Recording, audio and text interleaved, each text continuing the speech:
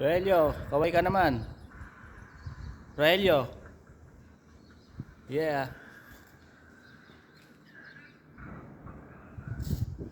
Yan ang binuo nila, Rogelio. Yan.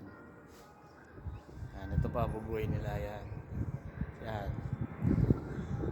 Kami naman, ang aking ginagawa, ito. Yan, nag-a-adjust ako ng pins. Tapos yung ibang mga kasama ko nag-break. Yan. Sarap dito. Sarap mag-work dito. Easy lang. Hindi masyadong mabigat. Mukha lang mabigat dito pero kaya naman. Kung gusto nyo, apply na kayo sa HMO. Yeah. Yan. Break time namin.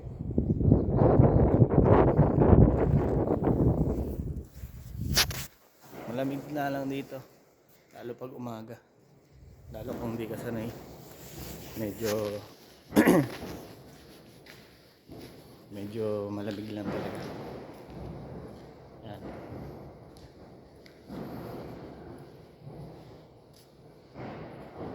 Alright.